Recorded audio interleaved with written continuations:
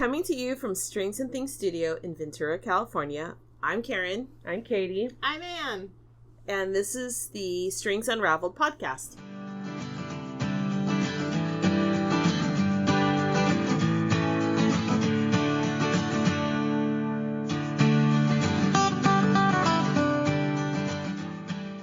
All right. Good morning, everybody. You nailed it. Yeah, good job, Karin. I almost read the stuff in parentheses, but that's for another.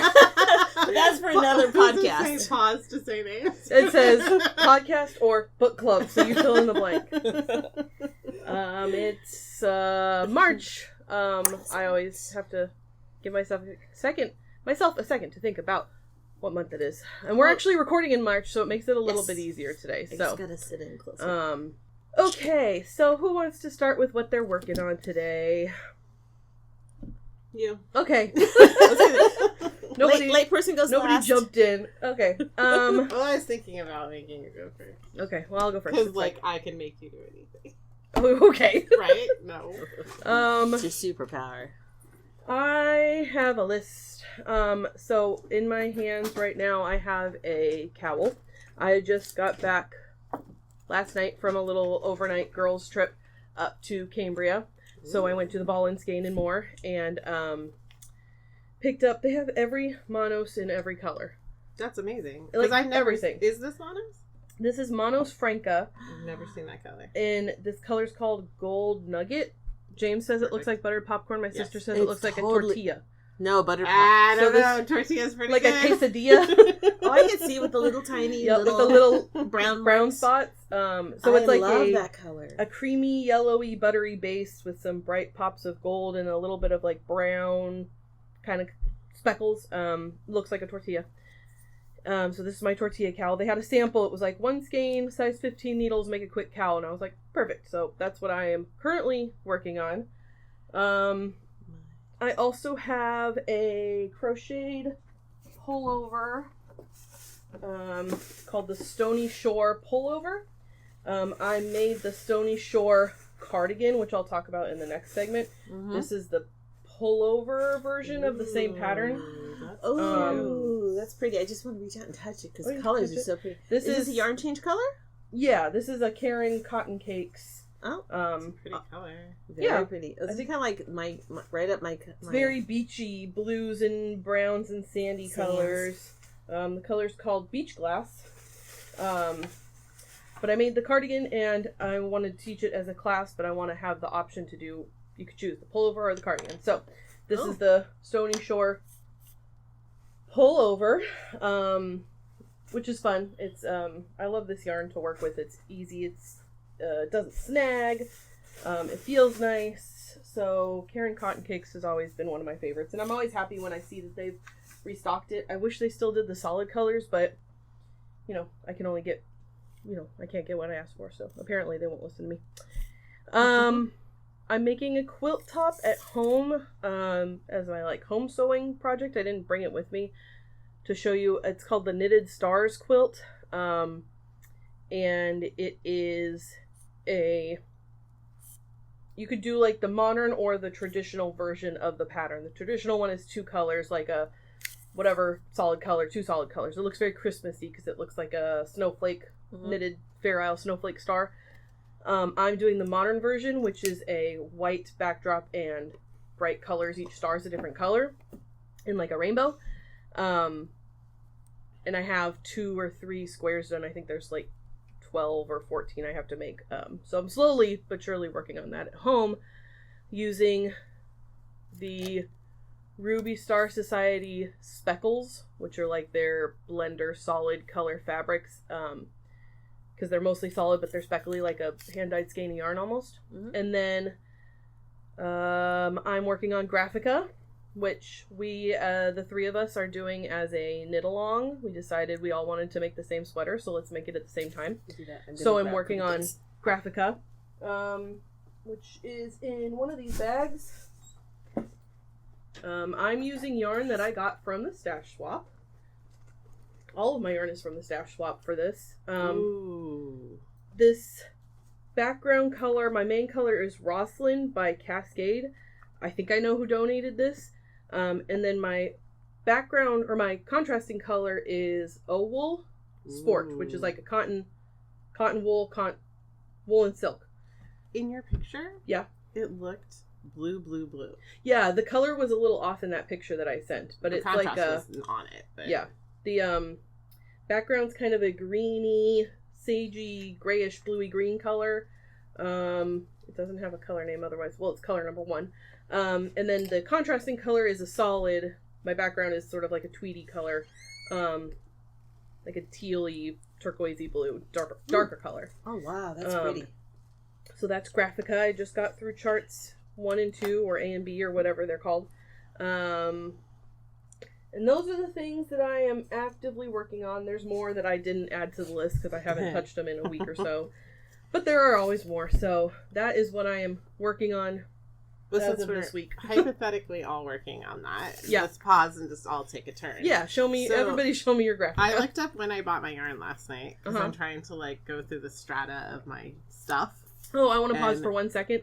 We're going to try and be better about posting pictures of all of the things we talk about. So after we finish recording today, I'm going to snap pictures of everything and post it on Instagram when this episode comes out. So if you want to see pictures of what we're working on, I will do my best to get pictures of everything that we touch on so that you can see them too. Continue, Anne. Sorry, I interrupted you. It's okay. That was an important note. Mm-hmm. So I bought my yarn in November. Okay. And I can't find it. That's the punchline, is I don't know where my yarn is. Uh-oh. But I could show you guys a picture of it. Yeah. It is a really gorgeous, like, cyan blue. Okay. It is, like, they're calling it turquoise, but, you know, turquoise is a broad term. Sure. So you didn't go to hot pink? We all talked about doing the hot pink. No, I was never going to do hot pink. Oh. I love the hot pink. So here's that cyan color. Oh, wow. I've been It's buying a lot gorgeous, of like yarn. robin's What egg. yarn is that? Because I looked at Hobby for something and I didn't find... It's called unicorn. Oh. Who doesn't like a It's unicorn? like a bright cyan blue. It's truly like cyan. They should have called it cyan and not turquoise. It's like the color that Malabrigo calls cyan. Because turquoise has a little more greeny. Turquoise is like khaki. Yeah. It is a range. Yeah, There's it could be a lot of things. Maroon is another color that's like teal. good luck. Yeah. Which color maroon are you wearing? That seems more like burgundy. Yeah. And then I'm going to do Or pure white. Merlot. My mom calls it marugandy. Marugandy. Yeah, right on. She's right.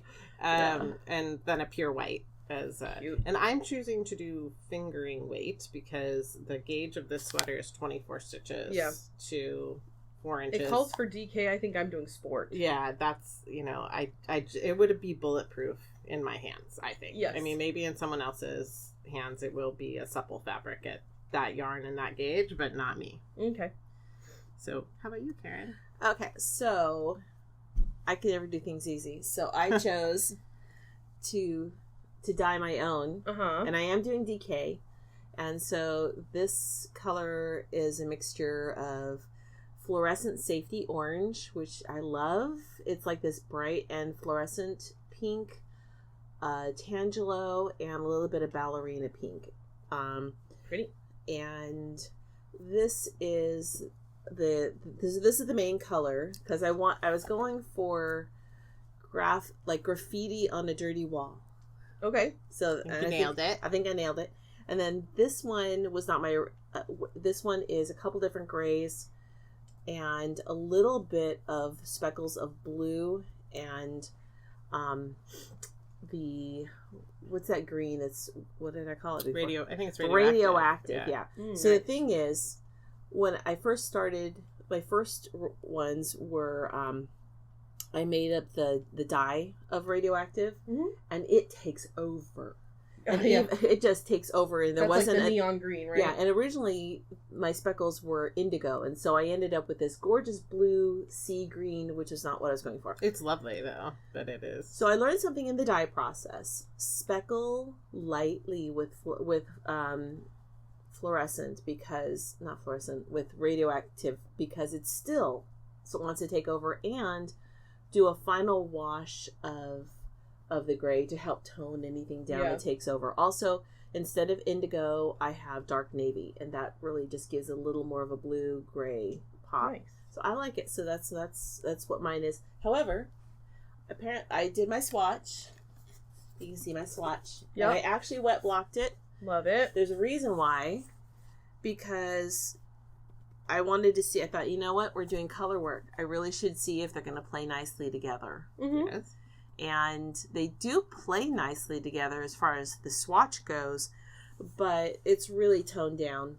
It's pretty though. I really like it. So I need to, that just tells me I need to rinse my skeins more before I get into this. Oh, like once it washed, it muted itself. Once it washed, it muted itself. I was going to say, I think it looks great, but if it's not what you want. As soon as it, I mean, but you can see it doesn't look quite as poppy, or is it just me? It's hard to tell. Maybe it's just because it's touching all the gray that it looks toned down, but it also could be that it... But she saw the swatch before she washed it. As soon as it hit the water, stuff was released. Yeah, I wouldn't be upset if my sweater came out looking like that, because I think that's gorgeous, but if it's not what you want, then it's not what you want. Yeah, I want it to pop even more. But I am happy that you're getting just like different shades of a pink, and like here's where the green one perfect little green. So am I the only one that has started? I thought I was going to be behind. No, no. That's the thing. I did cast on at the neck, but I've been doing business stuff this week, so I understand. That's my carrot. I just feel like I'm like behind on everything, so I was like, everybody else is going to be so far ahead of me, but I guess not. Nope. That's fine. Nope. Can't find my yarn, so I can't start. I half thought about just buying something yesterday, but I talked myself out of that. I actually did wind one of the grays up into the ball, so I've cast on and I started the ribbing at the neck, but I'm going to have to rip that back and reskein it so I can wash it. And just because, I mean, they both kind of, it was just slightly tinged. It wasn't as dark as what they were, but still. Yeah. You wanted to better. If you're going to put all that work into it. This is the thing we find out before we go to the labor of the sweater. Yeah. That's an important journey. And plus, I got to remember to put the color catchers in. Oh, in your rinse water. Just so it doesn't crock up and reattach. I hadn't even thought about that. That just because it releases doesn't mean it doesn't want to go grab right back. Yeah. But on the wrong spot, because that's just what it does. Yeah. Okay. But that was the graphic hub, and Anne, you weren't done talking about your... Well, we're still on Kaity, actually. Are we still on Kaity? Yeah, I think that's all of the things, but who wants to go next? You can continue, Karin. Karin, what are you working on? Okay. So, this is the Mellow Tunic. Mellow? It's called the Mellow Tunic by Tony Lipsy. Oh, adorable. And the front is done. Yay. That's gorgeous. Okay, Love it. but the front's been done. Oh, well. But you still get applause for that. Yeah. But I'm working on the back. I picked this up last night because by the time I got home, I had a migraine, and I just needed something comforting that I could just grab and do simple. So the back ribbing is meant to be a lot longer. I'm like, wow, that's like different. You really went. No, it is. No, I understand. I only did like half a row last night. Oh. But I picked that back up. You picked it up. Yeah. I picked it up. That's great. That counts as working on. I'm working on a design for Anzula. Yeah. Because, I'm in love with all things Tunisian crochet. So I had their mini skeins, of which I've got 2 colors left. And I've been saving, I intentionally have to leave, I may be playing a little bit of yarn chicken with this color. Ooh, that color. Beautiful. But I'm saving all the little bits because I got to stop so I don't use every little bit, because some people may have different, I don't want them to run out, although you don't want to use every inch of it. I think this one's going to be like this little yarn chicken that's a little tiny. A little butterfly left. As opposed to the first healthy colors amount, that I started. Healthy amounts, yeah. So I'm saving those, and then I'll weigh them, and I'll know. But it's a cowl. Great. Ooh, I like that shape. Yes, I am big on this kind of shape, and this kind of like a funnel. Mm-hmm. Yep, it's like a funnel, and I'm almost done. Oh, it's a sampler. It's like a little stitch sampler. That's wonderful. The only thing is I don't like how the top rolls, but that's okay. So what I'm going to do is I'm going to pick up and I'm going to create like a hemmed edge with my contrast that I'll just whip stitch down. Like you have other things that have like a hemmed edge with a contrast color on the inside. Yeah, I love that. And I'll be doing the same thing on the bottom. So the colorway of the mini skeins is called Ocean, and the main color is Sand. Perfect. So I think this is going to be called Intertidal or something. Nice. I don't know. But you're only doing each one for like 1.5 inches, and then you're changing. Mm-hmm. So, and then it has these increases where you do a double full stitch and they're all lined up. And I'm going to do a chart for that. This is how I'm keeping track. I use the markers, and this is how I keep track of my increases to make sure I did them. And plus I can measure. Mm-hmm. So the increases are every 1.5 inches. But, my original sample, my swatch had, what's the word? I don't know. Had a different stitch, but all of these stitches are divisible by 1 or 2. I mean, they're all like in pairs, and since I increase 2 at a time, they fit. But there's one stitch that I had on my little sample that's by 3s, and I kind of want to incorporate it, but on the other hand, I've got so much going on, I'm afraid maybe I should just not overcomplicate it. Yes. Keep it simple. Yeah, that's not me. Okay. But, okay, so this technique I learned from Natalie at Detroit Knots. It's Tunisian crochet, but it's still worked as if it's flat rather than the traditional in the round. And you're on the forward pass, you work straight, and then you'll attach it to the beginning before working your return pass. So you get this in the round, but you never have to turn it and look at the back side of it. Nice. So anyway, so that's something. Let's put that down there. Let's see. Oh, I'm working on. Where to grab my other? Dang it! Where is it? Do you need us to pause? She's working on something. Yeah. Oh, I have it. Go get coffee. You can go get your coffee while Karin talks about this next thing. Okay. I get it out of here. Those are pretty colors. Yes. So these colors are from Treehouse Knits.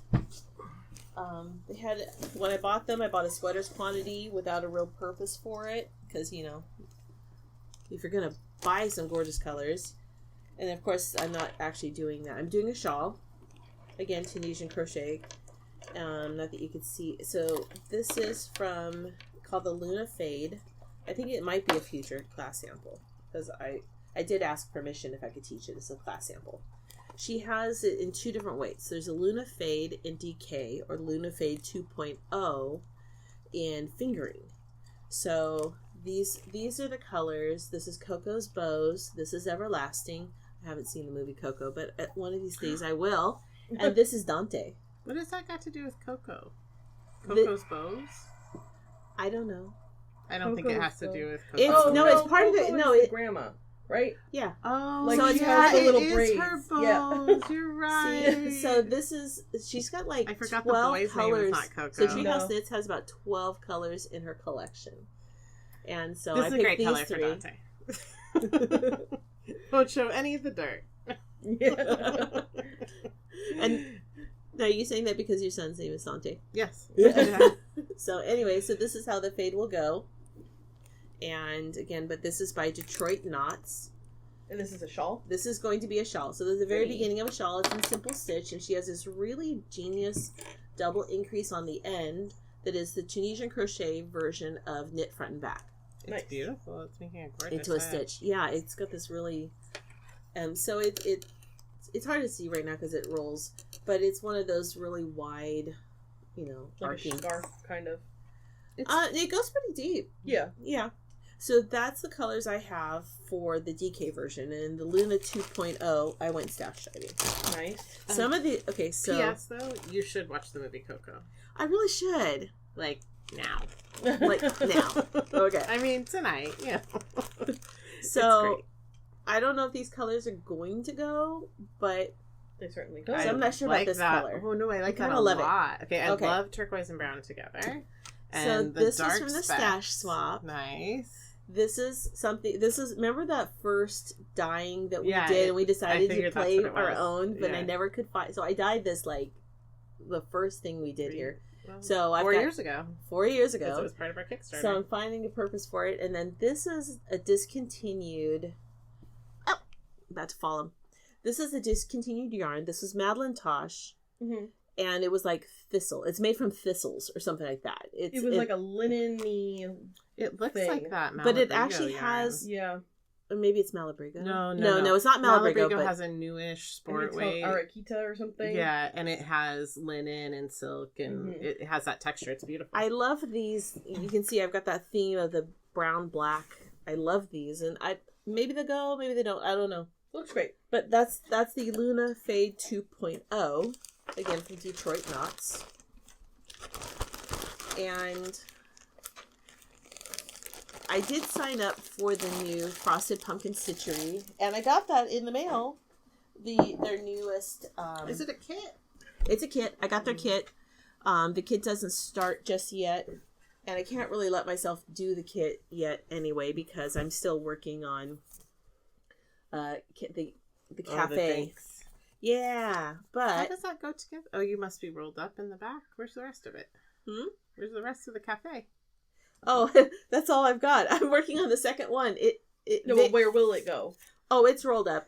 It's rolled up in here. Okay. Yeah, see? It's rolled up in here. Kind of a big... Yeah. But I like... Okay, so one, I like frames because they don't distort. I have a tendency to distort when things are round when I'm stretching it. So this keeps everything square. But I like these grime guards because they hold all the extra in, as you saw. And then here you can see, I don't know if you can see all the different strands. I'm parking. And that's been pretty nice. So I used in theory, I should have used thread. I've used thread to mark my center, but I just used my friction pen because it'll iron away, but it's going to get covered over by... Yeah. I have been doing it with thread on a new one, and it's so soothing and lovely to mark the blocks of 10 off with thread. It is. It's lovely. I mark my center with one color sewing thread and then do the grid with it. It's so because lovely. You're going to cover it, and if you wanted to, you could easily pick it out.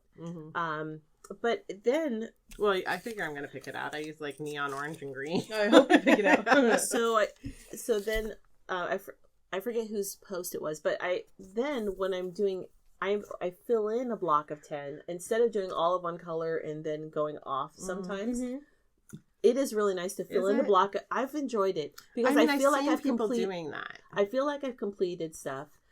Because I'm parking the thread, I don't have to waste thread by tying it off before I go on to the next one. I'm just parking it in the front so it's not getting caught, and I have it kind of like out of the way with my cute. It's adorable. Needleminder is like a little sweater with a reindeer or something on it. I'm thinking about the value of doing bit by bit because you see people on Instagram who are obviously doing like really complicated ones.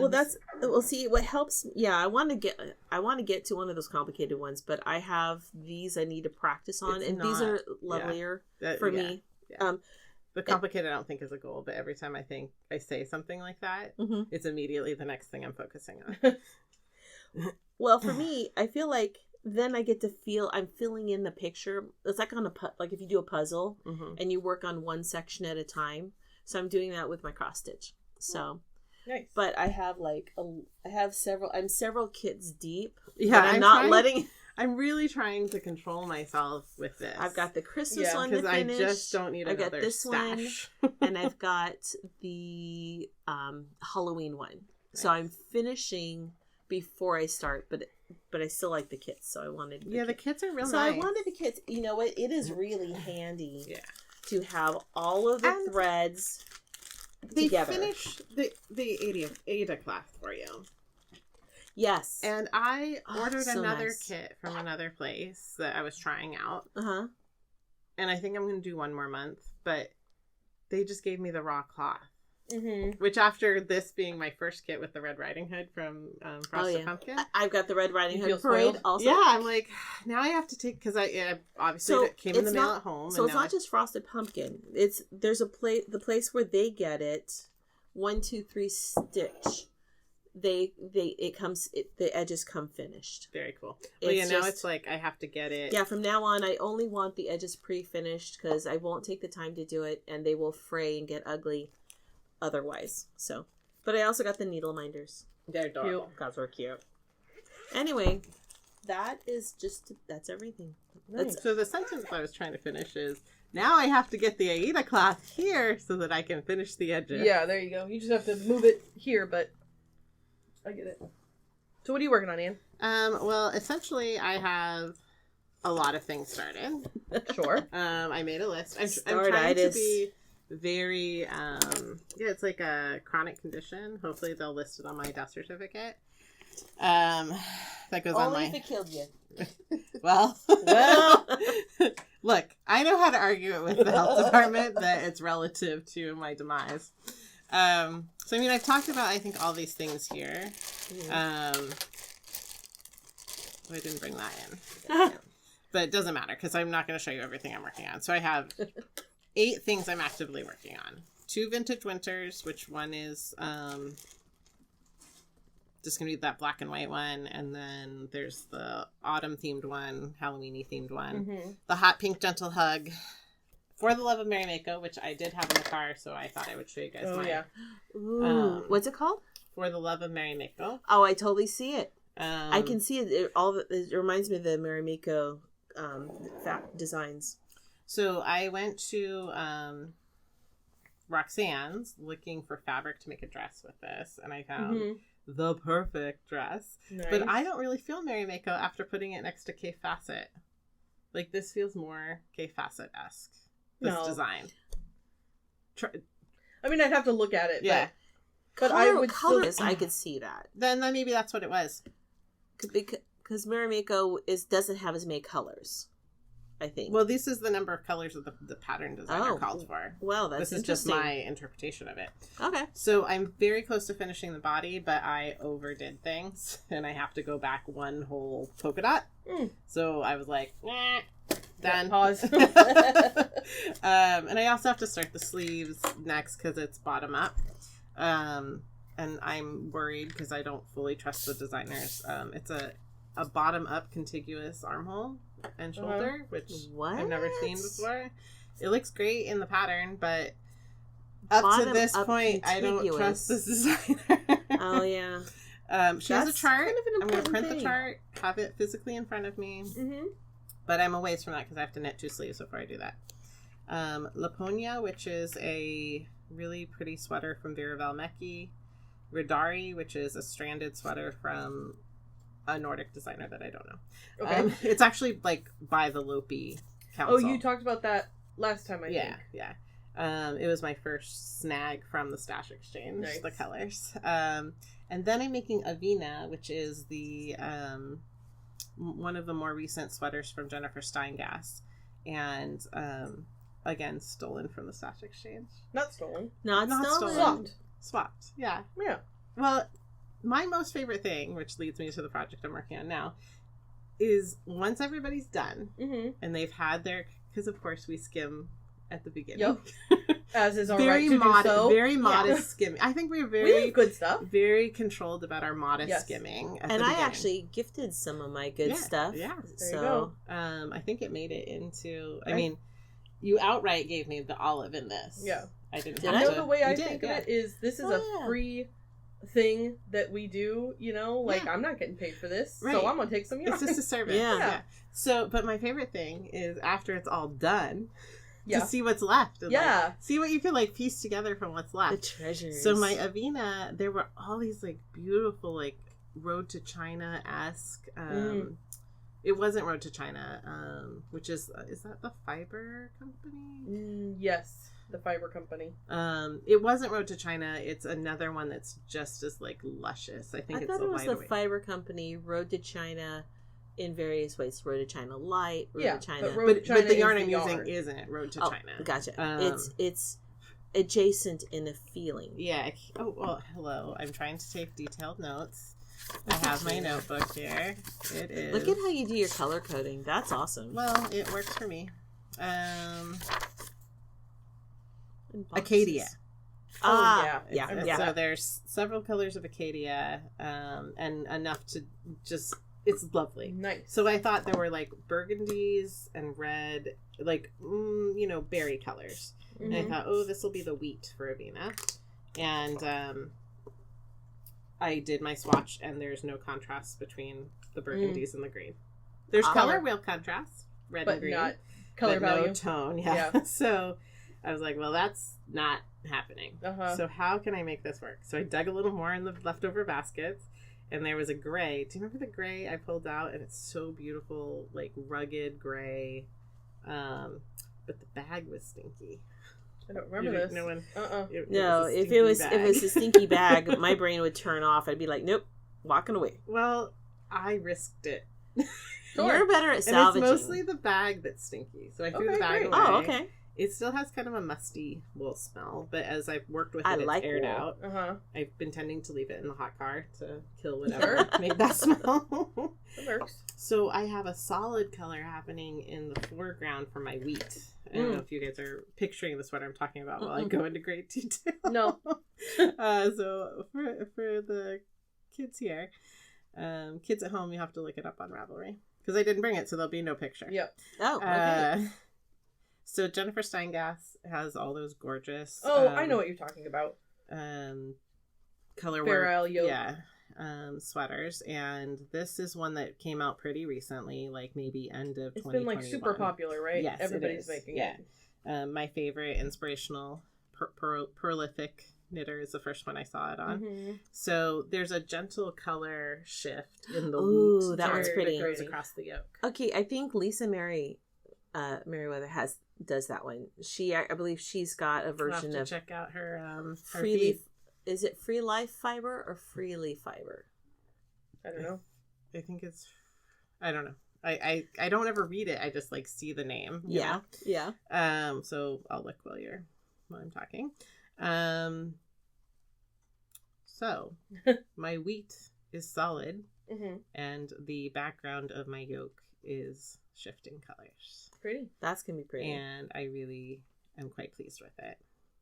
There's some low contrasts in place, but overall, it works. It reads well. Nice. So I'm very, very happy with that. But all has been abandoned because I'm working on all these like very linear, very intensive sweaters, as much as like every one of those except for Gentle Hug is stranding. So I had to abandon everything and work on some like very chill, non-linear things. Okay. So now I am playing around in Stephen West's playground, and I downloaded his book that has, is it Pinguino? Pinguino, yeah. Yeah. So I'm making Pinguino. That's a project I've always wanted to make. Well, you should dive in because there's plenty of crazy stuff in there. Yeah. So I did dig around in the stash exchange of what's left. There's like 6 baskets of random stuff and then a huge box of mostly novelty things. That's the place to use some novelty art. Right. Oh, yeah. So just before you do it, if you do choose to dig, I pulled out everything that was left possible in the color palette that I would want to work in. Which the color palette that is my like defining colors, blue, green, pink, purple, and therein. And I pulled it out from lace weight to the chunkiest. Anything. You don't need to do that. Do you have to swatch with the different things to know how many to, like when you're doing a section, if you have to increase to get the same width? I'm not doing that. Because yours are coming out perfect. Yeah, I just know it's close enough. Okay. So I was thinking about that because I have one spot that's a little bulgy and ripply, and I was like, I probably could have decreased to make this lay a little flatter. Are you changing needle sizes? No. Okay. I'm using the whole same needle this whole way. Okay. So what the sweater is, if you haven't seen it, it's in his booklet, Crazy Color? Crazy 4 Color? That sounds right. Crazy 4 Color. There are 10 patterns in there. Okay. I think I'm going to make 4 of them. But we'll see how long I'm interested in doing this. Because this is like very moment in time specific for me to want to make this sweater. Because normally this is not my cup of tea. So you start with a big swatch of seed stitch in the back. And then you cast on, provisional cast on, because that's going to get opened up later along the bottom. And then you could do it all one color. I did 4 different yarns, some striping, and intarsia, which is my least favorite other than duplicate stitch. Yeah. But it's working. It's pretty easy for 2 big blocks. Yes. You know? Absolutely. Then And then you just go to town. You do these like crazy welts in the back, which is where you like cool. knit for a while, and then you that's cool. Seam it back on itself. You like rows pleat back, which is super fun and really pretty to look at. And I did a little intarsia in one of those. Yeah. And then you build out. It reminds me actually. Once I got my head around it, it's essentially the construction of Elizabeth Zimmerman's Tom 10 sweater, which I've made at least 6 of. Which is a really fun sweater to improvise if you ever look it up. I think it's in the Knitter's Almanac. It's either in that or the other burgundy covered one. I don't remember. Plus, I think Schoolhouse Press might sell it as an individual pattern. They absolutely do. They sell it. There's a adult, a baby, and a child. And you can buy it all as one pattern in that. Nice. So I have my whole body done. Oh, wow. Okay. And now you got done sleeves. Quickly yesterday. Well, I started this on technically Monday morning at like 12:01. The whole thing you started? Yeah. Okay. Yeah. So I've gotten through the whole sweater body. in a week. And I almost. I need to do the sleeves and the bottom you can do as a garter stitch band or a brioche band. Ooh. So I'm going to do a brioche band. With that much going on, why not do another thing, you know? Yes. This is sort of the sweater you just throw everything at. Do more. Yeah. More. Yeah, less is more doesn't apply to this. No, every time I'm doubting, like, oh, is this just going to be ugly? No, just do it. Yeah. Just throw it in there. Yeah. It's going to be ugly beautiful. Yeah. I think that's the whole point. Yeah. Yeah. So there's other sweaters I'm going to make in this booklet. First of all, I pulled out, like, I have a big, huge, like, you bring your own shopping bag. I made almost a whole sweater here in front of you. I haven't made a dent in what I have made 2 scrap sweaters out of fingering weight scrap. Yeah. My fingering weight sock yarn scrap stash. I could make an infinite number of sweaters. It's like you feel like I'm gonna get rid of so much yarn here. Like I haven't scratched the surface. Nope. I understand. I can make another one today. So there's another sweater in here called the Amazing Technicolor Dream Sweater, and I pulled a whole bunch of like brown and black and gray and green to do that with. But I'm pretty sure I could just take this bag that I already have another one, and I'll make the Amazing Technicolor Dream Sweater. You totally could. And that's an interesting one where you start with the sleeves and you kind of work across cuff to cuff, but you're making a sleeve in the round. That's cool. Yeah, that's gonna be fun. Yeah, he always gives you somewhere for your eyes to rest. So that has like a big welt that makes the shoulders, or not a welt. What's that called when you do the inset? Do the inset. What do you mean? That has a name. It's like a godette. Triangle godette. Okay. For the shoulders. So you have like a nice normal place for your eyes to rest. In this one, the sleeves will be the nice normal place for your eyes to rest. Yeah. You don't just look like a clown. Yeah. Well, a little bit like a clown. Yeah. I mean, God bless Stephen West, but that is what my body said when I first met him. Because I'm terrified of clowns, and he's 6'4", and he dresses in a showman's way. Beautiful, but as a showman. And he was wearing a top hat, so he must have been like, and platform shoes. He must have been 7 feet tall. Probably. And he started to walk up to me just to greet me at Stitches, and I turned nice... around and left. Okay, but he is the we've nicest... met him later in the day. He is so nice. Wearing a full brioche bodysuit on a 6'4" man. It was glorious. And I had no problem. It's just that moment. Your fight or flight kicked in and you're like, clown, no, run. When it was happening, like, you're in your own head and you're like, what's happening? And then you stopped after you ran away and you were like, what? What just happened? And I can never go back there again. He's like, oh, you're the woman that ran away from me. Oh my gosh, I sort of eavesdropped on him talking to another male designer that night, and he's like, just treat them all like your mom. There you go. Like, how do you deal with all these women gushing all over you, is what the guy had asked. And he's like, do you just treat them like they're your mom, and they love it. Yeah. Cute. God bless you, Stephen West. So you working on anything else? Well, 8's not enough. Nope. No, more. No, that's all I'm working on right now. I am a little, well, I guess this is for later. It's an obsession. So okay, yeah, we'll talk about that later. All right, so that's what I'm working on. What have you finished, Katie? Well, I finished 2 things.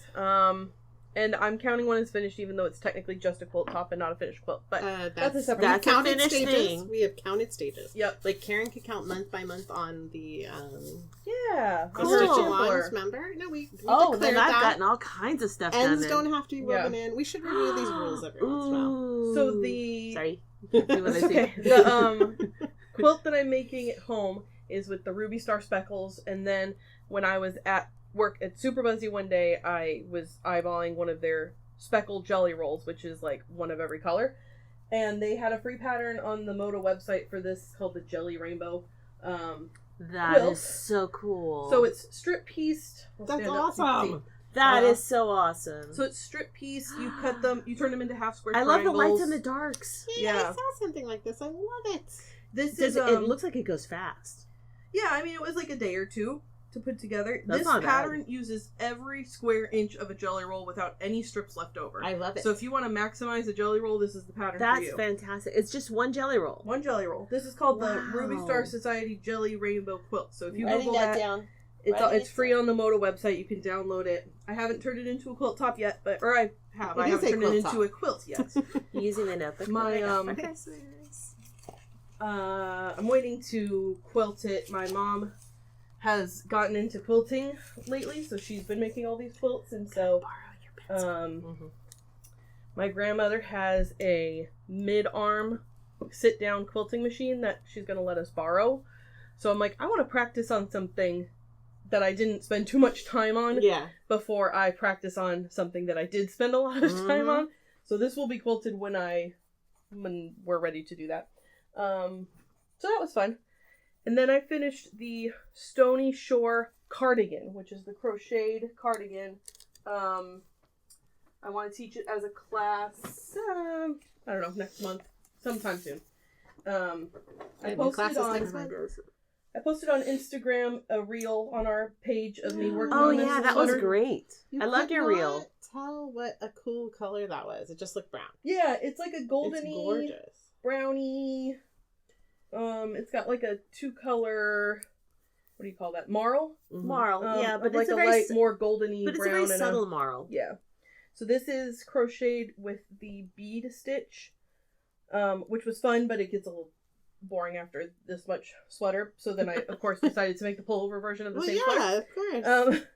The pattern is by Evelyn and Peter Crochet, I think is her Instagram handle, and on Ravelry. Her pattern was great. Some crochet patterns I find, for some reason, I feel like this is a trend in crochet patterns, and I don't know why. They give you the free pattern on their blog, or you can pay for the printable version of it through Ravelry, that doesn't have ads. And which I find a little strange, because I find it's a trend that only crocheting designers are doing. Yeah. Which I think is cool, because, she offers it for free, and then her patterns all come with a full YouTube tutorial for all the steps. Oh, that's fantastic. And so I'm like, I should pay for this pattern. Yes. So good Lord. Yeah. So I bought the pattern, and then I bought the pullover version too, because I was like, I want to make that too. But it was great. I would make another one of her sweaters in a heartbeat. The pattern was well designed. I totally messed up on the pockets. It's got pockets on the front. You look really cute in that reel. Thank you. I love that reel. The pattern, I did a classic, like, Kaity, I know where this is going. I'm not going to pay that close of attention. I've been there. So the back is a rectangle. The fronts are smaller rectangles. Like, there's no shaping. And I was like, okay, great. And then I'm assuming the pockets are also little rectangles. I'm going to patch them onto the front. Yeah. No. The pattern wanted me to leave a gap and then crochet a lining for the pocket, which I did not do, because then it was like double crochet, and I was like, the pocket's not double crochet, it's in that same bead stitch. I can see it in the picture. I was like, oh, that's the lining for the pocket. Daisy. So I made patch pockets and stitched them on the front. They're almost seamless. Thank you. I was a little worried as I was thinking about how I was going to do it that it's going to be really obvious, but it's not. Nope. So when I teach the pattern, I will teach you the right way to do it. And then the sleeve is another rectangle that basically you decrease half the stitches for the cuff, so it's like a balloon sleeve. I did the sleeve in the round. It's not called to do that, but I figured I could do it easily enough, so I did. And The yarn is Lion Brand Heartland, which is like one of my favorite acrylic. Like it's fully acrylic, but it's got so much depth to it. I used it for one of the kids' sweaters for Christmas, and I really liked it. But it's really a totally different vibe than the pullover I'm doing, which is in like a lighter cotton yarn. Yep. But yeah, I'm happy with it. It's heavy and warm, and I don't know if I'll ever wear it, but it was fun to make. So those are the two things that I have finished. So that's that was the Stony Shore cardigan or pullover. She's also got a coffee shop cardigan. She's got a lot of crochet patterns that I would consider making. That looks really a lot cute. of them. Okay. They're all relatively basic as far as like the shaping goes. Like it's all mostly rectangles, which is great for teaching. It's all you need. Yeah. The crochet sweater that I'm teaching right now is way more advanced than this one, and some of my students are like, this is hard. Yeah. And I'm like, yeah, it was hard for me too. I didn't realize that going in. So this is much more approachable for the majority of newer or, for most crocheters, especially for me too. I was like, I don't have the brain capacity to think that hard. So a big rectangle was perfect. So I thoroughly enjoyed making it. It took me 2 or 3 weeks. It was fun, and I really liked it. I do like the speed that most crochet has. Yeah, that's the benefit. Karin, what'd you finish? My mind's a blank. Sometimes I don't finish something in a month, and that's totally fine. I'm trying to think if I finished anything since last month. I don't think I actually did. I think I had a startitis. Month. Yeah. Short February was a short month. February was, and there was a lot going on because you were doing taxes and like a bunch of stuff. So almost finished, done. Like 9 skeins of yarn. Dyeing yeah, you dyed. Yeah, I dyed 9 yarn. That's a big project. That's right. I finished yarn dyeing. There you go. That's what I did. They are gorgeous. Well, maybe 11, 12, because you had your teal that you 11 technically, because my first tries of these was not quite what I had. They're beautiful, but they're not what I had in mind. So yeah, I guess that counts. Yeah, it absolutely counts. What other? I'm trying to think. I've done a lot of cooking, so I think part of making is not always fiber related. I mean, although that's dietary fiber, I don't think that really counts. One of my favorite. Everything's made of fiber. I follow Tanya. I think her last name's Cullen. She's also a knit and crochet designer, but she also has a cooking. She has like cooking business. She's a trained chef, and she has. If you find her on Instagram at Here in My Kitchen, and every month she comes. She has like a membership thing where you can. She'll give a discount on some of her, like like we buy patterns, you could buy recipes, and they're very well thought out. The layout is like what I like in a really good knitting crochet pattern is what she's got in her recipes, and she has photo tutorials. It's great. So every week I feel like I'm cooking something of hers. That's great. And if I don't have this stuff, I'll plan on it. Like we plan knitting and crochet projects, I plan my cooking projects. Yeah. Because most weeks, Monday is my day to work from home or do home type stuff. Or I like to do a nice long slow cook where it's like you do all your prep work and then you set it and forget it and you get this great comfort food vibe from the food. So she's got a new, I want to say pattern, but it's a recipe out called Good Chicken. And it is really good. It's a spatchcock chicken where you take the whole chicken and you cut out the backbone and you lay it flat. But it's a multi-day process, and I didn't catch that because it didn't have all the ingredients. So the next time I make a chicken, I will do it that way where you brine it in this like orangey brine the day before. And then you cook it in the oven on top of like potatoes and stuff. So nice. It's going to be delicious. That sounds wonderful. Right now, I am going to do I got all kinds of special peppers because I'm going to make a chili oil type chili sauce. Cool. And she has a recipe for that. And she does have free recipes as well, but it's worth getting. I really enjoy her cooking recipes. So that's the other thing I make on a regular basis. Some people think of it just like a food, but for me, it is like a project. I plan it, I work on it, and usually it's not something that's good. I get the satisfaction that it's not something that is going to take me months to finish. Sure. By the end of the day, I've got a really great food. Mm-hmm. And the leftovers go fast. Thanks. People fight over the leftovers. So, here in my kitchen, look that up. I was told to buy a second crock pot because one of my regular meals is Dante doesn't think is enough. I use 2.5 pounds of chicken and a pound of rice. Like, not enough. That's not enough chicken. That's not enough chicken. 2.5 pounds of chicken? You gotta have leftovers. No. No. For your size family. No. That's plenty. Plenty. A bag of chicken. Yeah. It's a whole bag of chicken. Yeah, but I think my whole chicken is like 4 to 5 pounds. Well, there's bones in there. There is that. Yeah. And I use the bones for broth later. Yeah. So nothing gets wasted. 2.5 pounds of only meat is plenty. That's a lot of. Oh, yeah. There is that. That's way more than a serving size for each person. That's true. What'd you finish, Anne? I also needed the joy of finishing something because everything I'm working on is pretty involved. So before I started working on Stephen West, I walked by what was left in the stash exchange, and there was this like gorgeous red and black and amber colored yarn. And I opened it up because it was textured, so that's not usually appealing. Mm-hmm. And it's some Colonet boucle. Ooh, nice. And it feels like butter. But if you look at the yarn label, it has to come from the 90s or the early 2000s. Yeah. And it Vintage. feels like brand new. Like, that's great. It's lovely. Which means that the previous owner kept it well. Yeah. Well, it was still hanked. It wasn't in balls. So that's part of it. I saw your reel this morning of you wearing that, and I was like, we finished our hashtag so much challenge than me. As a team on our Instagram, and we did a good job. Lots of reels. It was a lot of fun. But I got for 1 year I did finish Fiberwary, which is the hashtag I'm talking about.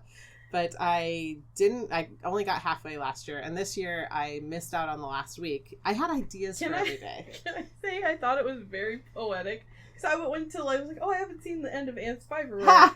And I looked and I thought it was so poetic that the last one you posted was him saying, like, you don't not finish something. And I was like, did she do that on purpose? No, but it is Oh my poetic. God, that was so funny to me. You don't not finish something, you finish everything. Yeah. All week I've been thinking, I'm just going to do those 7 last reels. Yeah. And finish them. But I don't feel like it. That's fine. And so, your job. That's fine. Participating in Fiberwary is do as many as you can or want to. I mean, I wanted to One do of all them of them. Literally was your job, and you did a great job. Yeah, but if it's not your job, we did then... do a great job. And I got farther this year than I did. Because what happened is I was thinking, okay, it's like February 20th. Maybe if I knitted like a crazy person, I could make my sleeves. Do. Yeah, crazier person. I could finish my sleeves. Because sleeves take, even like fingering weight sleeves, they take maybe 2 to 3 days each if you're like really like paying attention. Yes. If you focused and just like, this is what I'm doing. I can do like if I'm not going to do the family thing or the food thing. Well, I mean, we organized our families in a different way. I only have to cook dinner 2 nights a week. And as I told Katie recently, I don't care about my chores and I don't care about sleep that much. Oh, no chores. So that leaves a lot of knitting time, guys. Yeah. A long time ago, really, when Mirabella was really too little for me to make this decision, I remember that I didn't build a family, so I could be a nanny and a maid and amen to that. And so I mobilized my family into doing their own shit. So, excuse my French, but I wish I had done. So our house is a pigsty, but you're all happy. Yeah, most of the time. Yeah. I'm happy. There you go. And so then they're a little happier. Anyway, so I knit a lot more than I probably should. But that wasn't realistic, finishing a fingering weight sleeve sweater. Because the 27th day of Fiberwary was completion. As Katie's adorable reel with her cute I completed sweater. it like a week before. I was like, I'm saving this. I am so glad that I did not get that day. Well, and so you get that like worm in your head. And it's like, I'm never going to finish anything I'm working on. Because they're all like ambitious things. So you did. And so I was like, well, look at this huge, chunky, gorgeous boucle. I'm going to improvise. These are it's on a 10 with a stitch weight. Love it. Stitch size of 3.5 stitches to to an inch. And so I used Waves of Change as my like cast on math for the sleeves and the back, but I knew I wanted a V-neck because that void saves yarn. Yep. And then I was like, well, I bet there's something in the leftovers that could be an accent. So there's this black yarn from Barocco called Luxe. It feels it's a blend of rayon, nylon, and something else. I thought it was polyester acrylic for sure, but it's not. It's all like kind of luxury fibers. But it whipped up real quick, and I literally finished at like 11:58 on the 27th. Nice. But I did not post about it because it was 11:58. That's totally fine. But I'd already started thinking about this sweater, the Pinguino. And so I cast on my back and started my back at, 12:01 on Monday morning. Great. But I finished my completion I'm calling this the completion pullover. And it fits great. It looks cute. Very cute. I put up an Instagram reel on my Instagram today if you want to see me. I'll post a picture of it. Yeah. But I love it. It makes me happy. That's great. And I've worn it 3 times this week. Nice. Because it finally got cold again. Yeah. It was nice. It was nice to be cold again. Yeah. Well, speaking of finishing things, I accosted Anne a week or so ago when I saw her in the studio. I was like, you know what, lady, I have a bone to pick with you. She looked at me like, what did I do? Why did I make Katie mad? Katie's never mad. Yeah, I know. So it's like really oh my pissed me God. off now. Now that I have 2 jobs and far less time in my life for most things, I was like, how in the hell does Anne finish so much stuff? Because she works 2 jobs like me. Yeah. And so I came up to her and I was like, how do you do this? And that's when she told what me, I just said. I don't sleep and I don't do my chores. I think you said, I don't you value sleep more than I do. Yes, that is exactly what I said. I was like, because I think accurate. that's one of Katie's core values. I love is sleep. Getting enough rest. I love sleep. Ironically, like the day before Katie asked me that question, I had been thinking, because Wednesday night is my night to teach here, and then I can use that time to do whatever the heck I want in this room. And I was thinking, I'm so tired though. I just go home after class, and well, gosh, what if I went to bed earlier on Tuesday night? Imagine that. What a weird idea. I did. Yeah, I've been doing it. Cool. That idea, like, I feel tired, so I think I'll get some extra rest. Whoa. It's like your body's trying to tell you something? No. I'm not listening to that. No. So, in fact, last night, Dante wanted to keep watching TV, and I was like, I have to be up early for the studio tomorrow. So, no. Nice. And I went to bed at a sort of reasonable time. So I have been thinking about, like, managing time and trying to get as much done as I can and knitting and blah, blah, blah. Then I was like, thinking about setting boundaries for myself and just in general with making, in that I don't really have a really great way to frame this conversation except that I just threw out some bullet points in my notes and I was like, these are things I want to talk about. So one of them is something that applies to all aspects of your life, I feel like, is that your production doesn't define your worth. Which I know is something I know, because we're not supposed to think that way. Especially for our job here at the studio, is sometimes it kind of does, because we have to have deadlines to get class samples finished and all that. But for the average knitter, crocheter, sewer, maker, where this is not your job, it doesn't matter how much you finish in the day, or it doesn't matter how many projects you finish in a month, right? Which I know that's kind of the core of our podcast, is like, what'd you finish this month? But it doesn't have to be, Yeah, but it's not your job. If it's not your job, it's not your job. If you don't finish something, we're not going to come to you and say, like, well, then you failed this segment. Yeah, exactly. Like, Karin was like, I don't think I finished anything. I'm like, you know what? That's totally fine. Even though I'm pretty sure you probably did. Yeah. But, well, does it matter? I felt like I needed self-care, and for me, cooking was that. Yeah. And that's how because I can't, you go from making, and it's not as fun anymore. And then you think, but this is what I do. But it doesn't have to be. But it doesn't have to. If it's, for us, it's like, it kind of does for the things that are for your job. But for the things that are not, then it doesn't matter how much you can finish in a day. But how do you balance what you have to do and what you want to do just because? Well, isn't that the eternal question? That is the eternal question. Well, so I turn all those things into, like, how can I make this, like, how can I turn this into something, like, official that will be respected? How can I turn this into work? The other thing, another bullet point I have, which that brings me to, is that you don't have to monetize your hobbies, which I know is, again, the core of what we do. But I don't know. I saw somebody, so I'm going to be the devil's advocate. That's fine. All of these, I think. That's fine.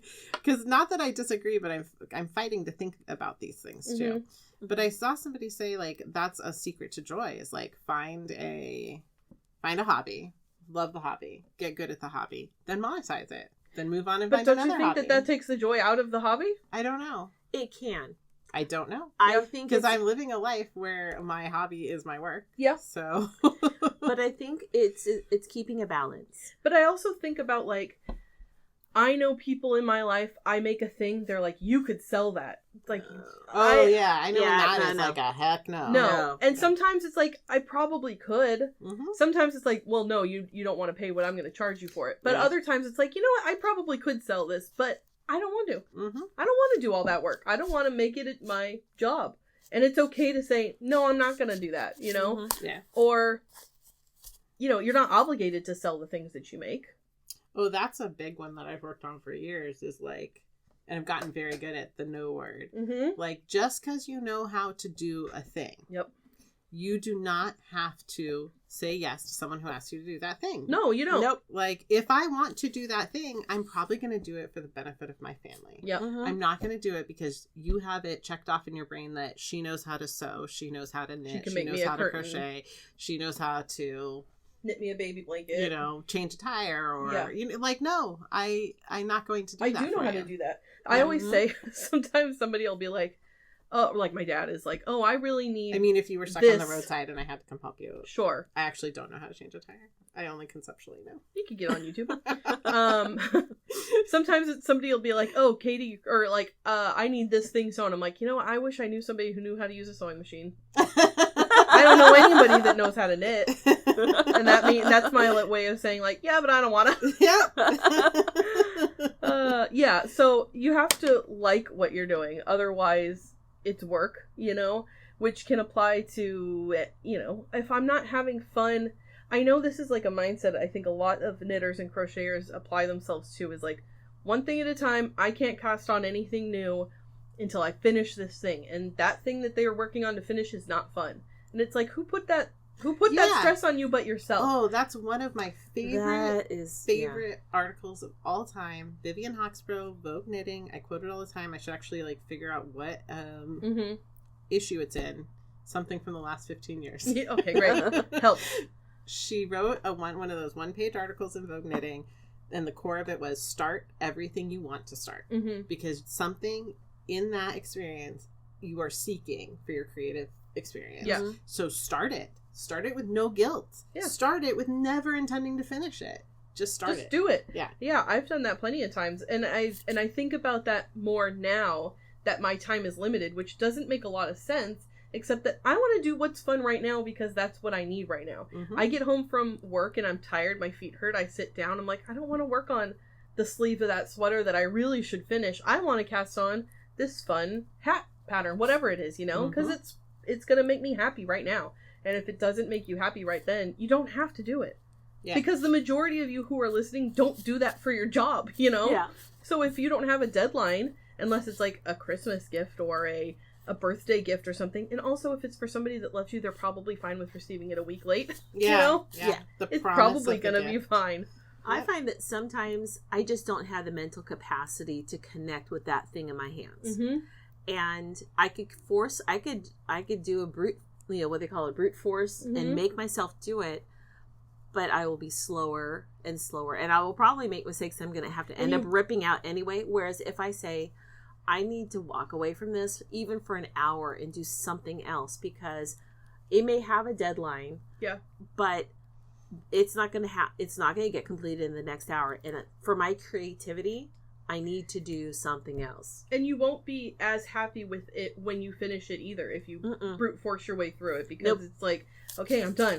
Finally, throw it away. Sick of looking at it. Yeah. As for, unless you enjoy the process. I find that I have the project that I need to finish, and I sit down in my chair and I put it next to me, and it just sits there and watches TV with me all night. I'm like, I didn't touch that at all because I didn't feel like doing it. But if I had picked up the fun project that was fun to do, I probably would have done a little bit. Well, and even if it's something I am excited about and want to work on, sometimes you're just done with the day. Yeah. And I'm making light of not getting enough rest and whatever, but I actually have, because my body tells me you can't pick one more thing up. You can't today. do this. You can't do one more thing today.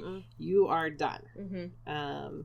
And that's okay. Like, I used to just feel guilty and wake up the next morning like yesterday had been a waste. But no, I was done. I had done enough for the day. I had done enough. So if your project is making you feel guilty, you need to walk away from that project a time. No, I'm saying, no, we all have those where we're like, we should do something because we want to, not because we should do it. But it's not necessarily project specific. Sometimes you're just done for the day. Yeah. And even the fun thing that you wish you could work on, I'll see it sitting there and I think like that would be, I am enjoying this project, but my brain can't make my hands do it right now. Yeah. And it's okay to stare off into space. Mm-hmm. It's okay to watch a movie and not make something while you're watching the movie. It's totally fine. Because again, who put that standard on you except for probably yourself? Yep. Right? Another bullet point I have here is that quote unquote selfish making, selfish knitting, selfish whatever. Everything's mine. It's fine. All my stuff is selfish because I like making it. Exactly. But some people are like, I want to push back against that term as like selfish knitting. It's like, it's not selfish because this is for you, ideally. This is your hobby. This is your enjoyment. Who cares if you make it for you or for somebody else? Yeah. I think that's a myth. Well, that's what one of the February prompts was, made for me with love. It was like everything. What don't I make for me? Like, it could just be 60 seconds of me showing you 1 second at a time. Some people are like, 60 things that I just made for me. Yeah. Some people are like, I'm just making this for me. It's like, no, you're not just making it for you. No. Because you're awesome and you deserve to have a nice thing. Like, you can make it for you. It's totally fine. Do you think that some of it is because a lot of times the idea of self-care is considered selfish rather than whereas no, self-care is healthy. And there's a lot of reasons why our brains work this way. It could be a billion different problems with society that I could name off the top of my head. And one of them being that, especially I think for women, taking the time to do something nice for yourself can be seen as selfish. And it has been historically in the past, or devalued. Yeah, made small. Yeah. Like, oh, you're going to get your nails done. You're going to work on your little knitting project. Get your little hairdo done. Yeah, no, I'm going to go enjoy a time for myself. I was supposed to get a manicure Friday, and my manicurist canceled on me, which was fine, but it's like Monday, and I haven't had a manicure in years. Literally. But it used to be something I loved to do. And so I was like, well, it's money I maybe not should spend or whatever. I'm like, I would love to sit there for an hour and do a little treat thing for me that I can enjoy for the rest of the week while my nails look nice, and I didn't have to do it. Yeah. My sister was like, you could just paint your own nails. No. Because I was sad I didn't have them ready for this weekend. I was like, I don't want to paint my own nails. I want someone else to paint my nails for me. That is what's so awesome is it's nice to have somebody to be the recipient of someone else doing it. Yes. We do a lot of things. Which feels amazing. The dinner thing at home is freaking fabulous. Yeah. So... And I have this other rule. So I got mad at Kevin because he would make dinner, make up his plate, and sit down. Mm-hmm. When I make dinner, I make up everyone's plates. And then I serve myself last. Mm-hmm. Always have. It's just the way that I do it. It's like pure instinct. Yeah. But I noticed Kevin was not doing that. And I got really mad at him. And I'm like, this is a rule in our house now. The person who made dinner will serve the spouse. Okay, that sounds great. Yeah. That's a great rule. Yeah. And so, yesterday, he asked me what I wanted for dinner. He makes dinner on Saturday. When he's on vacation, he makes dinner a lot more. But when he's during the school year, he makes dinner on Saturdays. So he made pork chops and handmade rolls, and I challenged him to make the crunchiest potatoes. I really wanted those 13-hour potatoes. I don't know what those are, but I love potatoes. It's like viral on TikTok, I think. It's where they like you mandolin thin slice your. I'm writing this down because I love potatoes. It's a French, like a traditional French potato dish. And then you like layer, it's like a butter and potato lasagna. Mm-hmm. And you bake it for a certain amount of time, then you press it, then you refrigerate it, then you cut it into cubes and you refry it. I had that when we went to a French restaurant, and it's not called gratin, it's gratis. It's similar and to gratin. It's super thin, and it was creamy and buttery, but it was like it was like a lasagna. They brought it in like a square, like a lasagna, and it was amazing. Yeah. So I was joking when I challenged him to that. But I asked for the crunchiest potatoes. He tried a new potato recipe and jammy beets, which the beets weren't really that jammy. But that's okay. They're still good. I would like this. So anyway, what I mean by jammy is you let them cook way too long and they just become like... caramelized. Yeah, like sugar happiness. Anyway, so I made this request. He loaded up my plate and he brought me dinner while I sat and knitted. Nice. And so, like, you can engineer those things into your life.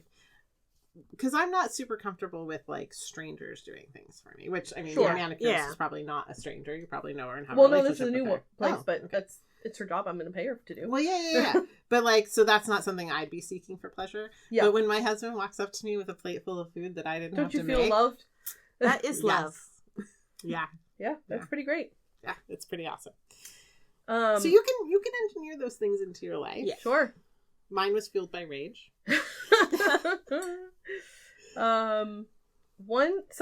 Somebody, I don't remember where I heard somebody say this, but I thought it was applicable to a lot of knitters, especially, well, I'm just going to say makers in general. Don't compare your worst work to someone's best work. Comparison is the thief of joy. Because I'll have somebody tell me, like, oh, like, we're making this, like, a student's making the same sweater as me, and they're like, yours looks so much better than mine. Nope. Or I'll do that, I'll think about that with somebody else's. I'm like, you're brand new at this, and I'm literally teaching you how to do it. Like, I'm the one who knows how to do the thing, and you're the one learning how to do the thing. So obviously they're not going to be at the same level, and that's fine, because when I started and I was the one learning, mine looked exactly like yours. Mm-hmm. And so it's easy to compare yourself to other people, but like if you're new at it and they're the quote unquote expert, then of course it's not going to be at the same level. And it's okay to let yourself be bad at something for a little while until you learn to be good at that thing for a little while. Well, I like the soundbite I've been seeing on Instagram of like, it's a myth that you have to be good at your hobbies. Yeah. Which, I mean, again, like I have trouble with a lot of these thought experiments. No, you have to be good. No, you don't. But what a lovely you can be concept. bad at something. Yeah. and you know, still love it. If you're bad at something, chances are eventually you won't always be bad at that thing. You're going to get better at it, and it just takes practice. Yep. But comparing yourself to somebody who's way better at it than you. Yeah. Like I would love to learn how to play the guitar, and I would get discouraged in seeing somebody do something. I'm like, I have literally no concept of how that's possible. Mm-hmm. I'm never going to be able to do that. It's like, well, not necessarily. I mean, probably not. But I'm never going to. But chances are I could be better at it. You can't be as bad at like rhythm or music as me, though. So I saw this quote: "Comparison kills creativity. There is room for you. Nobody can do it with your voice, with your experience, with your insight." Yep. Yeah. I also think, this is just off the top of my head, the idea of your hobby also having to be creative, like being creative in your knitting, in your crocheting, whatever, I think is also not necessarily accurate, because I know everybody's going to say this isn't true. I don't think I'm a particularly creative person. Like, the coming up with the ideas, the concepts is hard for me. The execution I'm really good at. Like, you give me a pattern, I can do that pattern. I don't want to be the one that has to come up with the pattern, because that's not my strong suit. Well, you're good at it. But I don't think that it doesn't come naturally to me. Yeah. So having to be creative, like sometimes I just want to follow the kit. I want someone else to pick my colors for me. I want to do the fun in making it. Yes. You know, it's, and I know if I say that, people are like, no, you're very creative. I'm not like downing on myself. I just know that's not my strong suit. We each know what we're good at and what we enjoy. Yeah, I don't really enjoy that process all the time. Sometimes I feel inspired, but most of the time I don't. In Renaissance art, there is the concept of arti and arte. And I can't remember which is which, but one is the creative spirit, the soul of the art. And the other one is the technical execution of it. Yeah, exactly. So usually like the craftsmen were the, considered under one category. And then, the masters were in the other category. I wish I could remember which is which. If you're an art historian, please tell me. It's the same concept of like artsy versus craftsy. Oh, I hate those words. I'm not artsy. I'm more craftsy. But some people are much more arty than I am. I'm not that arty. Well, I'm bad at art. That's it. Arty. Yeah, arty. Arte. Crafty. Whichever one I am. I like physically revolt against the word crafty. Okay. And I don't know. I mean, I do know why. Because it is devalued. Yes. Exactly. And But maybe we need to grab that term back and... Nope. I choose to continue to reject it. Okay. And that's part of the problem now. I mean, is that not clear as we go bullet point by bullet point? Yeah, right. Well, I mean, sure. It's sort of, or reframe, rephrase. Like, we talked like the word bit. handcrafted. It's the same as some people go, oh, that's homemade. Handmade. I'm like, there's nothing wrong with homemade. No. But I cringe against it too. So I say handcrafted because it feels more artisanal. Which is like you said, there's nothing wrong with something being homemade. Isn't that the funny thing of what we're talking about? Is like, why do we have to elevate? Yeah, exactly. Yeah.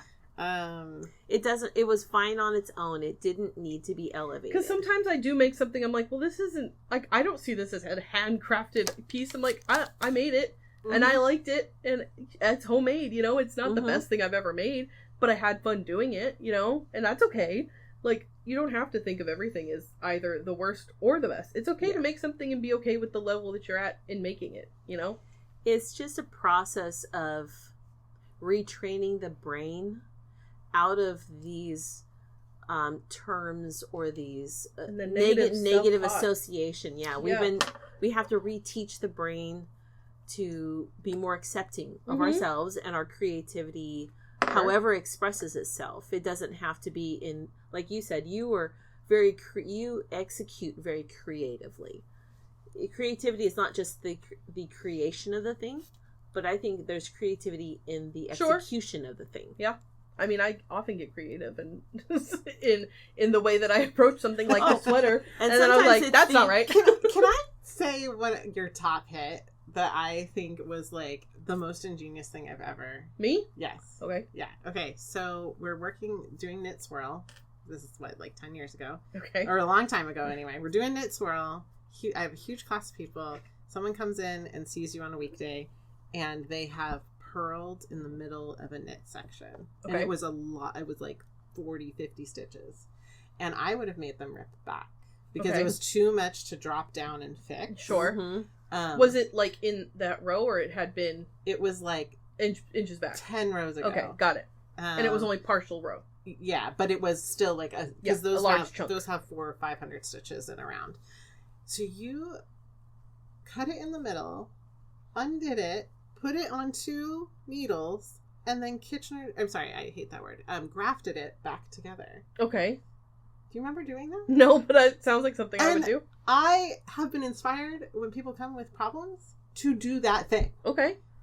It was amazing. Oh, thank you. You don't even remember you did it. No, see, your problem your approach to problem solving is incredibly creative to me. You see how to fix that problem because my brain works better in like the construction zone, like understanding the actual like construction and the anatomy of a stitch and how a garment is constructed. And the same thing in sewing is like. That's the kind of sewing that I really like to do is the constructing part of the whole thing because it makes sense for me. Bag maker, yeah. It makes sense. That's why I think I don't want to say a lot of men, but people who are more like engineering, mathematically gifted minded make really, really good knitters. Yes. Because they understand, excellent technicians. Mm-hmm. Yeah, it's funny you don't remember. No, I don't remember that. Because I would have made that person rip it Well, back. you know why? Because it's like 5 trillion stitches. Because that's just how her brain works. She does it, she moves on. Well, I do like a triaging of like, here's the known fixes. That fix is too hard and too time consuming. It would be faster to rip back is how I would have analyzed that. Mm-hmm. But no, you slice that in the middle, put it on waist yarn or on needles, and voila. Wow. Good for me. Yeah. Because sometimes sweater surgery is the easier answer. Well, yeah. So then that augmented my problem solving going forward of like, there's other ways to fix it where it lies.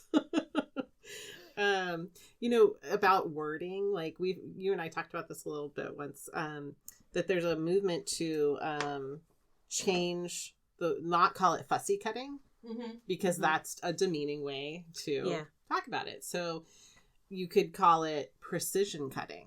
Yeah. Instead of which is actually what it is. Fussy about it. Yeah. And so, like, I am still comfortable with rejecting the word crafty if it doesn't feel right for my creative process. Yeah. Except when I make those ribbon wreaths. I totally crafty. Understand that those are flipping crafty things. And I feel delight in calling those crafty. But which is weird. That's a weird sensation for me to like using that word. There is a definition to crafty that is negative. So I think there's just a lot of stuff that goes into not having good feelings about that word. And that's okay. But it's more about changing the mindset, whether it's that word or not. Sure. Right. Yeah. Change our minds. Yep. My last bullet point that we were talking about the other day is that knitting / crocheting, sewing, whatever, making as therapy is not necessarily a lie. And I don't want to frame this as a way that it's a substitute for anything, because therapy is valuable and necessary for many people, and there's no stigma against that. But being able to sit down and knit and, like we were saying, relax after your day or whatever it is. And in general, I also think it has to do with being around other people doing it too, or just like having a place to go to like relax is completely therapeutic. And I always think that those like mugs and whatever and t-shirts are a little cringy where it's like, knitting is my therapy, but I mean, it's kind of true. And it's okay. The things that my knitting and crochet and other fiber arts have walked through with me in this life have 100% no, like, I am not being flippant about this, have saved my life at times. Sure. So, like, that is real. That it's something real and concrete that you can hold on to and has walked through so much in my life with me. Yeah, it's a realistic thing, because I remember working at Anacapa and now working at the fabric store is some people come in having a really shitty day and they leave having a much better day. Or like sitting around the table, somebody can come in and have like the most stressful morning, or something really terrible is going on in their life. And then they'll tell you like, oh, I feel so much better after I've been here or after I've talked to somebody. And sometimes you just need another person to talk to. And an easy person to talk to is the person working at your knitting store or or your friends around the knitting table or whatever it is. It is super true. I know we have people that they come for the drop-in help, but they stay for the community because it's just a few hours to be able to connect with people, or just even to put that stressful thing aside and to be with your fiber, with your knitting, your crochet, whatever it is we're doing around the table. And sometimes it's not even about what you're doing. It's just being able to see, oh, wow, she's making this really cool thing. Yeah. Oh, I love that yarn. Sometimes we call it enabling. Sometimes it's like, we'll say, ooh, I love that yarn bowl you have. And where can I find that yarn bowl? Or how many people we've got that really awesome silicone sippy cup. It's just that connection. Well, I think that's a real thing in managing emotions, is when you change your surroundings or change your activity, it resets your is it your parasympathetic or your sympathetic nervous system. Like, I've seen that in like people talking about managing arguments and relationships is like, stop what you're doing when you're arguing and go away. Yeah. Go for a walk. Like, just even if you go for a walk together. Location for a minute, yeah. And so, like, when you wander in and touch fabric and yarn, or when you come and sit with your friends. A literal reset. Or when you go sit in your car at your break and you knit. Or you stare off into space for a little while. Right. So it's a true physical way to reset if you're under stress. Yeah. There's times where I could be with a family member having a very stressful, highly emotionally charged conversation, and if I don't have something in my hands, my brain will shut down because of the intense emotion of it. If I can just sit and have something that still continue the conversation, but have my knitting and crochet, something in my hands, I can process my thoughts a little more clearly. It's not even about stress. There's some of us are kinetic learners. When I can't tell you how many times in lectures at school, if I had known to knit, I would have retained a lot more. Yeah. When I was a doodler in the margins, but it mentally, I can connect and retain what I learned better when my hand is in motion. When my hands are in motion, some part of my body has to be in motion, and since I can't be a seat fidgeter, or walk around, having just that motion of my hands making something or touching something or doing something helps. I was a serial ditcher of one class my senior year. And she didn't like me. I got A's in her class, and This is high school? Senior year of high school. She begrudgingly, like, her essays were 50 out of 50, 48 out of 50, 49 out of 50, 50 out of 50 when nobody else got that. So real easy class for me, and she hated me, and I hated her. But she would enforce the attendance rules, and so I had to scrape gum from, instead of going to track practice, I had to scrape gum around campus, like the troublemaker that I seemed to be. So as we got near to the end of senior year, I was making these little beaded bags for my girlfriends for prom, and I started bringing them to her class so that I would attend class. Yeah. And she walked up to me once, and she's like, "Anne, don't you think that would be better at home?" No. And I looked her in the eye and said, "No, I'm good right now. Thank you." Look, and then I kept doing it. I think I made not like loud. You're five not bags. disruptive. Yeah. You're sitting there. You're in class. I did all of my work. I had that's what I tell my son. My middle son is having some trouble at school with, it's kind of the same problems, boredom, teachers he doesn't like. Yeah. I'm like, if you show a mastery of the material and you don't do disrespectful things, then, like, you can have a mental health day each semester. You can have these other privileges, but you can't be disrespectful, and you have to show me that you're doing a mastery of the materials. Because I know sometimes it's just a struggle. Yeah, it's true. I think that last point also can boil down to, like we mentioned before, it's just a nice thing to do for yourself sometimes. It's like going to get your nails done, or I know somebody who, well, I don't know them, I know of a person who does not wash their own hair. They go and they get it done at the salon once a week, like an old lady, but she's a young person, and she hates washing her hair. Her hairstylist does it for her, styles her hair once a week, and she does it once a week. And then she's like, this is an extravagant thing that I do for myself. I could wash my own damn hair, but I pay somebody to do it for me because it makes me happy. This is like Mirabella's future. Mirabella will not wash her hair. Yeah, she needs to find a salon. The thing we're arguing about, I mean, I'm not paying for that, but I'm going to let her know it's something she can make a part of her future. Yep. I mean, we're going to fight about it till she can make her own money to do that. But doesn't that sound lovely? That would be lovely. I love when they massage. Right? I love having that done. So it's just a thing that you can do for yourself.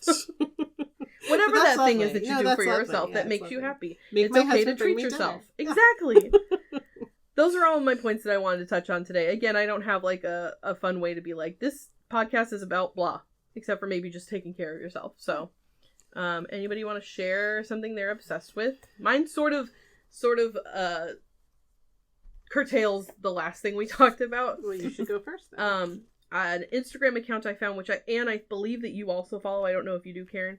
on Instagram. It's at Can You Sew This For Me? Yes, that Okay. one is so cathartic. It's Going so there, fun. I don't know. Oh my I don't God, know you're about gonna that. love I'm it. going there right You're now. gonna love So it. it's Yeah. a person who reposts things that people have shared with them about like stories of people asking them to make things for them. Yeah. Can And you some sew of- this for me? Some of them are like, I really struggled and then they never paid me for them. And Yep. some of the stories are like, I told that bitch no. I love And it. it's like, oh my God, that's so satisfying. Yep. Yep. And some of them, Yep. I think it's like Saturdays. She shares like sweet Saturdays. Yes. Like, this person loved it and paid me more than I asked. And they I tell love like, this. but it's so cathartic to read. Can you sew this for me? Yep. I adore sharing that the website. ridiculous requests and communications we get as sewist and fiber artists. Yep. How It's did great. I not know this? It's This so is good. awesome. Spend half an hour scrolling and Yeah. reading for a Yeah. while, and you will feel so. Oh, this is It great. will supercharge your ability to say To say no to people. No. Yeah. So that's what I'm obsessed with. I've gotten I a love lot that, better at yeah. saying no. Unfortunately, I tend to be judgy McJudgy pants about things, and I say No, not you. Yeah, that's kind of my go-to. And you say what? And I need to pull back on. I'm better at no, but I got to be more clear about why. That's okay. No, you don't. You actually For don't. for Oh, me, for you. Okay. for me, Like you don't Sometimes have to you do, explain your sometimes nose. you don't. Yeah. For me, I need to examine why. You're right. I don't have to explain why I said no. No is no. Mhm. But sometimes for me, I need to make sure I'm not just saying no because I had a bad day and I'm Mhm. saying no to everybody, which Mm, sometimes that's that is an interesting. okay thing. Yeah, that's interesting. There are times where my mental capacity may just mean I need to say no Yeah. to everybody that day. And That's okay. on those days, I tend to drive myself into the studio because most of those no's are family directed. And that's okay. That's okay too. Yep. Cool. What is your obsession, Karen? I gotta think about that. I don't really think about the obsession. I think what have I been watching lately? Mostly I've been obsessing on Come Back to Me. Come Okay. back around. I'm ready. Yeah, she's ready. So every once in a while I get into this bit, like, the book we just read reminded us all to like listen more to music, I think. Or at least you shared that, Yeah. and I feel that way too.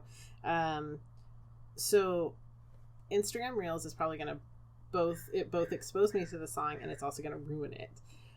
So there is a cover of Tom's Diner going around by this German band called Annen May Cancer. I sing that song all the time. It's Oh my awesome. God, Karen. I don't know this one. Okay, I looked them up because they look really young, but they're actually in their 30s. So I Writing don't this feel down. like a dirty old lady, but they like curl my toes. They are so cute. That's fine. It's Tom's Diner Yeah. by Annen, Annen, Ann Oh, okay. En May, May Kan. Kan. I'm ran out of space. I'm going down the side. Yeah, it's a German word. T ERIE. ER I'm sorry, EIT. EIT. Right. Occasionally shortened as AMK. There you go. Annen May Kantereit. Tom's Diner, but they have like 3 or 4 American covers. But then I started listening to their music, and I was like, "Oh, this is a German rock band." This was on sure. TikTok. I mean, Someplace. I saw it on Instagram Reels. Oh, IG. But I mean, they are a established band for the Mhm. last like 10 years, so they have plenty of albums, and they're okay. I had to like translate their German lyrics, make sure I'm not singing about anything I don't want to be You singing don't want to sing about. Because that could happen. Well, but they're cool, and Yeah. they're so, Oh, how cool. they're so cute. Not in a boy band cute way, but maybe okay. boy band cute way. It's okay to be back in your boy band era. Yeah, right. And then yesterday, so now I'm in the like international music thing. I also like French pop. Okay. I don't know a lot about it. I just like putting it on because you don't know the words, you're not like super engaged in the music, but it's like lovely and atmospheric. But this guy was on Weekend Edition yesterday. His name is Stromae, and he is a Belgian artist, and he has a new album called Multitude. And I don't know a lot about him, but I played his music all day yesterday, and it's amazing. And I actually know a lot more French than I thought I did. I was doing the same thing, bringing up the lyrics on Google and translating them. And he had a phrase in one of his songs that's so perfect. A professional insomniac. That's you. And it's pretty much a direct translation. I think it's like insomniac profession. Yeah. Like, oh, yes, I know that. I know that person. You know what's funny is like once I go to sleep, though, I sleep. Yeah. I don't have trouble getting to sleep or staying asleep. But I just have trouble letting go of the day. Yeah. Well, Karin, did you come up with anything? Okay, yeah. So because I do have problems staying asleep, I've got one of those. I listen to my Calm app, but when I'm listening to something, I like earbuds. I like to completely immerse myself and shut everybody else out, which means I don't want them listening to what I'm listening to. So I have one of those headband things, but it doesn't come close enough to cover my eyes. So I got the buff that covers my eyes that I double up so I don't have, so it's like sensory. I need that sensory deprivation. And then I have the instead of earbuds, because you can't sleep with earbuds. It's not good for your ears. It's these little speakers that just go over your ears, but they're real thin, so they're not. I've seen something like that. Are they cool? And they're really cool. It works, and so and when I really need to focus, like doing taxes or anything else that I can't listen to music. It's distracting for me, so I listen to the sound of the ocean or the sound of a helicopter propeller. I mean, but it's dulled. It's really, really light. And lately I've been listening to like the sounds of, I guess, northern Wales or something like that, where you hear crickets and life. The other thing that when I am just sitting there not doing stuff on the computer is, did I talk about the Great Pottery Throwdown? No. So it's like baking, or it's like the Canadian glass challenge, blown away glass challenge, which is really amazing. But this one is all about pottery. We're not talking about little pots. We're talking, they're making toilets. And they're making, big throws. And then they're making like little tiny tea sets. But they're not individually thrown. They're like, you make this thing, this little column of, and who knew that the different kinds of clay have to be treated differently. And these are ordinary people. They're not professionals, although I think a couple of them, they're hobbyists.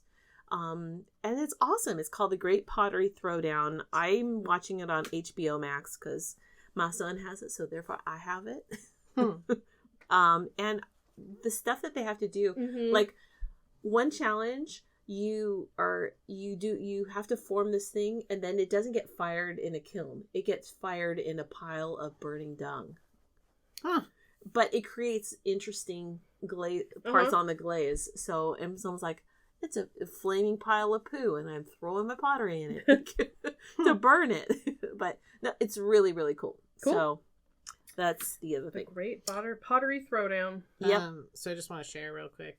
I dropped my yarn from the car to walking the path all the way around here, and that's a lot of yarn. And in the hour and a half we've been recording or whatever, you still haven't caught up? I haven't used up all the yarn that I trailed from my car door to here. She was untangling it for a minute when she first came in, and she was like, I wonder how much I can get through. Yeah. Apparently not all of it. Nope. That's funny. Okay, well, this is your March episode. We'll be back in April for our new episode.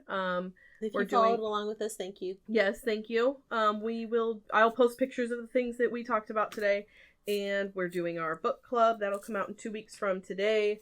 We are reading the book The Sanatorium by Sarah Pierce. Yes. I remember the last name. I couldn't remember the first name. This is the first time I forgot to read it.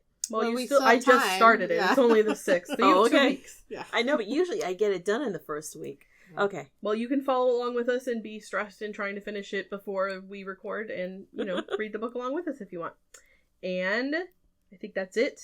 Next month, we'll have new classes coming out in April, so there's some left on our website right now for March, and we'll see you in April. Bye, everybody. Bye. Yep, bye. Oh, did you have something else? I was going to say, this comes out on the 7th, and there's a really cool class starting on the 9th, the Stripes sweater. Oh, yeah. Yes. Yeah, check our website, and we'll see you next month for new classes and new podcast. All right, bye.